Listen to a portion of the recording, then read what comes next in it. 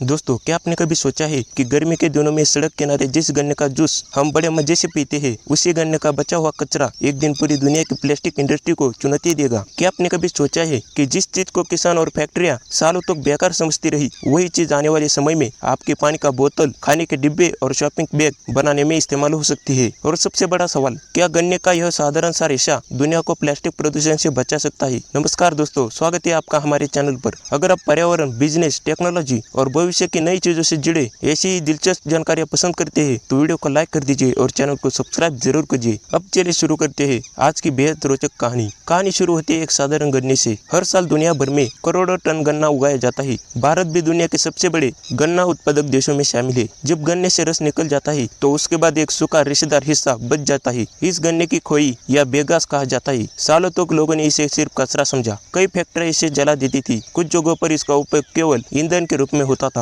लेकिन फिर वैज्ञानिकों ने इस साधारण दिखने वाले कचरे को ध्यान से देखना शुरू किया। उन्होंने पाया कि इस खोई में प्राकृतिक फाइबर मौजूद होते हैं और यही फाइबर इसे बेहद खास बनाते हैं। रिसर्च के दौरान वैज्ञानिकों को पता चला कि अगर इस रेशे को सही तरीके से प्रोसेस किया जाए तो इससे चीजें बनाई जा सकती है जो मजबूती में प्लास्टिक जैसी हो, लेकिन पर्यावरण को नुकसान न पहुंचाए। यही से शुरू हुई एक नई क्रांति, एक ऐसी क्रांति जो अब पूरी दुनिया में तेजी से फैल रही है। अब सवाल उठता है, आखिर गन्ने की खोई प्लेट या कंटेनर कैसे बनाते हैं? प्रक्रिया काफी दिलचस्प है। सबसे पहले गन्ने की खोई को साफ किया जाता है, फिर उसे छोटे छोटे हिस्सों में पीसा जाता है। इसके बाद उसके एक गाढ़ी लुगदी यानी पल्प तैयार की जाती है। अब इस पल्प को खास मोल्ड में डाला जाता है। उच्च तापमान और दबाव की मदद से इसे आकार दिया जाता है और कुछ ही मिनटों के भीतर तैयार हो जाती है मजबूत प्लेटें, कटोरियां, फूड कंटेनर और कई अन्य उत्पाद। दिलचस्प बात यह है कि यह दिखने वाला लगभग प्लास्टिक जैसा लगते हैं, लेकिन इनके पीछे छुपा फर्क बहुत बड़ा है। सोचिए, एक सामान्य प्लास्टिक प्लेट को मिट्टी में पूरी तरह खत्म होने में लगभग 4 से 5 साल लग जाते हैं, लेकिन गन्ने से खोई से बनी प्लेट केवल 60 से 90 दिनों के भीतर प्राकृतिक रूप से विघटित हो जाती है। यानी जो चीज सर्दियों तक प्रदूषण फैलाती है, उसका विकल्प अब कुछ ही महीनों में मिट्टी का हिस्सा बन सकता है। और यही कारण है कि दुनिया भर में इसकी मांग तेजी से बढ़ रही है। लेकिन कहानी यहाँ खत्म नहीं होती। असल खेल तो अब शुरू होता है, क्योंकि गन्ने का उपयोग केवल प्लेट और कटोरों बनाने तक सीमित नहीं। वैज्ञानिकों ने गन्ने से बायोप्लास्टिक बनाना भी शुरू कर दिया है। अब आप सोच रहे होंगे कि बायोप्लास्टिक आखिर होता क्या है? सरल भाषा में कहे तो यह प्लास्टिक है जो प्राकृतिक स्रोतों से बनाया जाता है। गन्ने के रस और उसमें मौजूद शर्करा को विशेष फेर्मेंटेशन प्रक्रिया से गुजारा जाता है। इस प्रक्रिया में इथेनॉल और अन्य उपयोग कंपाउंड तैयार होते हैं। इसके बाद आधुनिक मशीनों की मदद से इन्हें छोटे छोटे प्लास्टिक प्लेट्स में बदला जाता है। यही प्लेट्स आगे चलकर बोतल, पैकेजिंग सामग्री, बैग और कॉस्मेटिक कंटेनर बनाने में इस्तेमाल होते हैं। सबसे दिलचस्प बात यह है कि जब आप इसे हाथ में लेते हैं तो आपकी शायद ही पता चले यह पारंपरिक प्लास्टिक नहीं है। दिखने में लगभग वही, महसूस करने में लगभग वही, लेकिन पर्यावरण पर इसका प्रभाव काफी कम। इसी वजह से अमेरिका, यूरोप और जापान की कई बड़ी कंपनियां अब इस दिशा में तेजी से निवेश कर रही है। लेकिन हर नई तकनीक की तरह इसके सामने भी चुनौतियां मौजूद है। सबसे बड़ी चुनौती है लागत। आज भी पेट्रोलियम आधारित प्लास्टिक अपेक्षाकृत सस्ता पड़ता है। कारण साफ है, दशकों से इसके लिए पूरी इंडस्ट्री और इंफ्रास्ट्रक्चर तैयार है, जबकि बायोप्लास्टिक अभी विकास के चरण में है। लेकिन अगर इतिहास देखें तो यही बात कभी सोलर पैनल और इलेक्ट्रिक कारों के बारे में कही जाती थी। आज वही तकनीकें मुख्य धारा में आ चुकी है। इसलिए विशेषज्ञ मानते हैं कि आने वाले वर्षों में बायोप्लास्टिक की लागत भी लगातार कम होगी। अब मैं आपसे एक सवाल पूछना चाहता हूँ, अगर आपको विकल्प दिया जाए तो क्या आप सामान्य प्लास्टिक की जगह गन्ने के कचरे से बने उत्पाद का इस्तेमाल करना पसंद करेंगे? और क्या आपको लगता है कि बायोप्लास्टिक भविष्य में सामान्य प्लास्टिक की पूरी तरह जगह ले सकता है? आपने क्या राय है कमेंट में जरूर बताइए।